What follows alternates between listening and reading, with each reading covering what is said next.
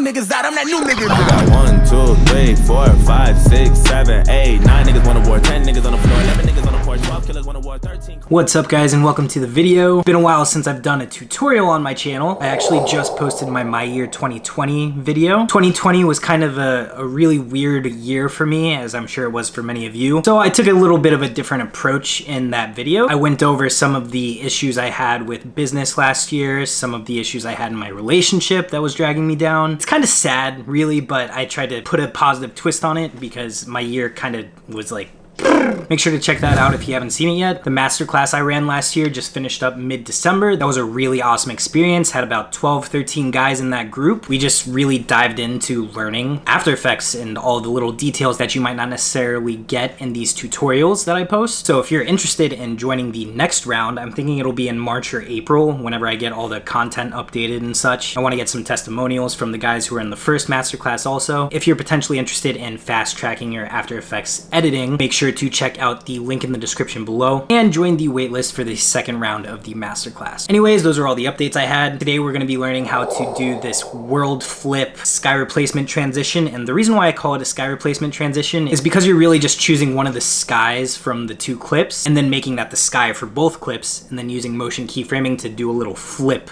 transition between the two clips. This is really just combining the sky replacement tutorial I did a while back and the advanced motion keyframing tutorial I did a few months back as well. So we're gonna start out with this jet ski clip. This is just a little clip that I have from Cabo out on the water doing these jet blade things. They were super fun. The guy who took us out on the water was cool enough to allow me to fly my drone around them as they were doing this jet blade activity. And then we also have this clip here where it's just downtown LA.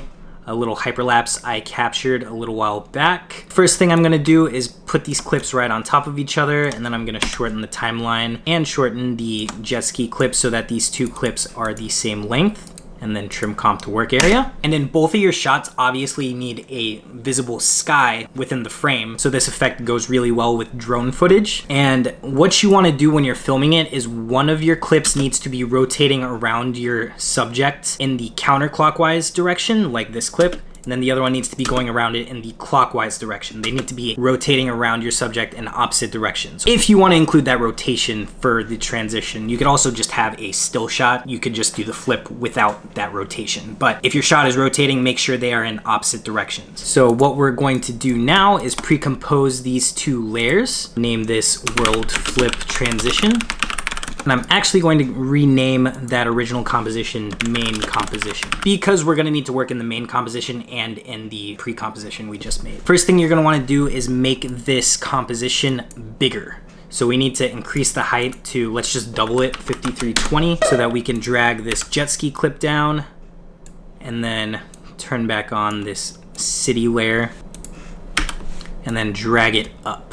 Press P to open up your position parameter. So the first thing I'm gonna do is color match these a bit. The top layer with the city already looks great. The contrast and the colors and saturation, it looks good already. So I'm not gonna play with that, but I'm going to add a Lumetri color layer to this jet ski clip because it's a little more flat. I shot it in a flatter profile. So I'm just gonna add in some contrast and just try to match up the colors as much as possible. Add a bit to the highlights.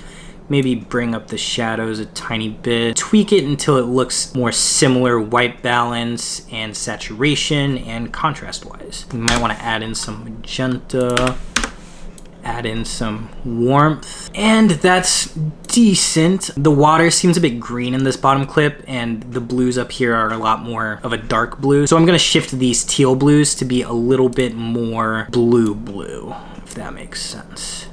Pull this down a bit, and there we go. I like the way those colors are matching at this point. Next, we're gonna want to choose which sky we like better. Do we like this sky in Cabo with very little detail, or do we like this sky with the light rays and the clouds and the blueness? Yeah, we're picking this one. So I'm actually going to rotate this city clip 180 degrees, and then we're going to duplicate this jet ski clip. I'm actually gonna solo out this uppermost jet ski clip so that we can key out the sky here. I'm just going to do a regular color key, and then select the sky and increase the color tolerance until we get rid of the entire thing. And then scrub through your clip and make sure it's not coming into view again like it is here at the end. So I'm just going to increase that color tolerance so that we're not getting any of the sky in this top jet ski layer. But when we turn on the bottom layer, you can see it fills in those holes. After you've keyed out the sky, unsolo that layer. Take your downtown clip, or the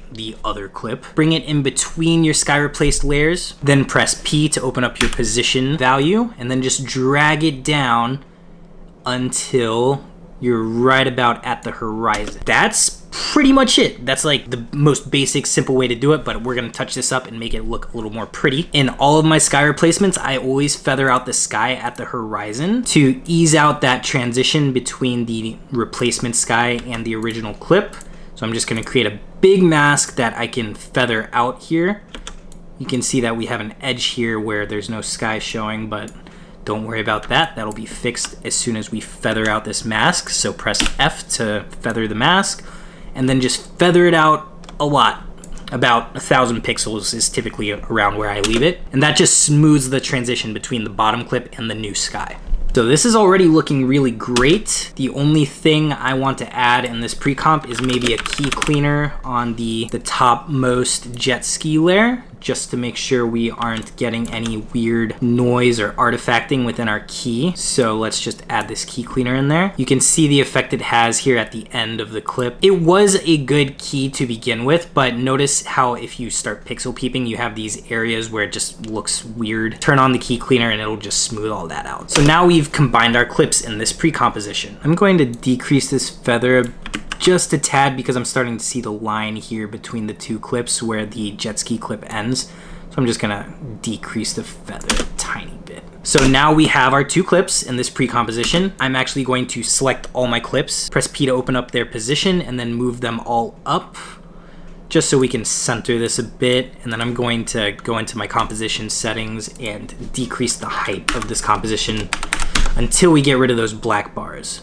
And you're just gonna have to play around with it until you get it in the right spot. So let's try 3400, and looks like both clips are within the composition the entire time. So we're done with the pre-composition. Now we want to go back to our main composition, which it looks like this now because it's at your regular aspect ratio.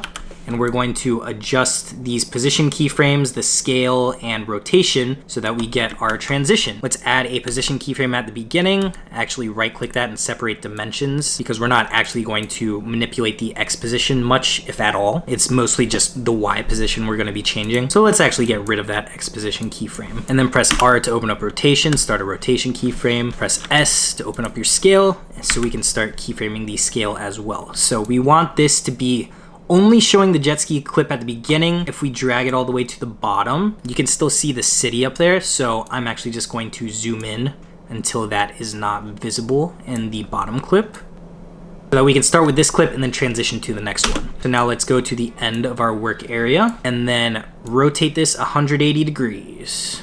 Let's actually go in the negative direction. Let's see which one looks, yeah, I like the negative direction.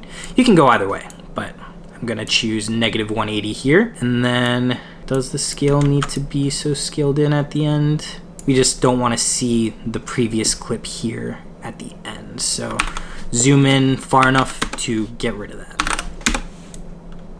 Ta-da. So now we have this. For whatever reason, that seems to be jumping. I don't know if that's a frame rate issue. Yeah, let's switch this to drop 24 because that's what it's supposed to be. Make sure these are both drop 24.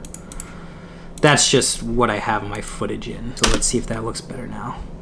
Yeah, there we go. Probably do that at the beginning of your project, but I forgot. All right, so now we have our transition, but we have all these black edges and it's not moving at the rate that I really want it to. So we're just gonna come in here, do some keyframing. So I'm gonna start with rotation since that's the main motion, and I'll just add an easy ease out on the first keyframe and an easy ease in on the last keyframe. Drag these out a bit so that it kind of sits on this first clip for a second and then it goes to the second one and then eases into that.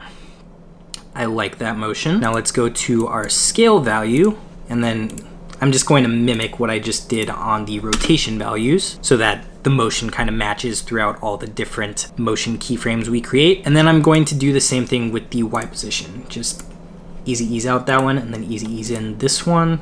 Drag them in a tiny bit to match. And that looks pretty smooth to me. But I want to get rid of these edges a little bit, so I wonder if I drag this Y position down here to center it a bit, and during the middle of the transition, if that'll get rid of it. And there we go, it got rid of it almost entirely, and I really like how that looks already.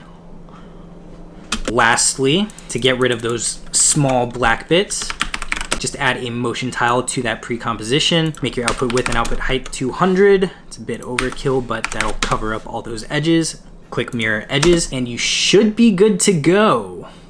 Should come out pretty seamlessly since those black edges were pretty small. They're just not even noticeable anymore. And that is how you get your transition. One extra step I like to incorporate is adding an adjustment layer over my footage and putting a LUT on it just to further match the colors, because if the colors match more seamlessly, then everything's just gonna look that much smoother. So if you put a Lumetri color above your layer, just add a grade or a LUT if you wanna do this the fast way, to match all the colors and just make everything look that much more seamless. And there you go. That's how you do that effect.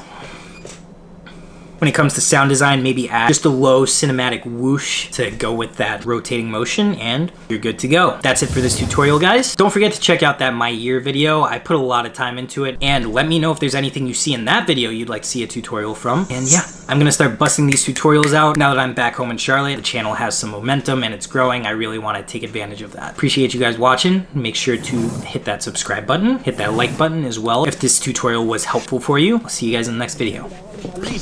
Young nigga back to the bluff. Trying to get back to the bus. If I do not make a few million and shit, it, I might just go back to the hustle. I got me some product and I ain't gonna hide it. I might just start trapping in public.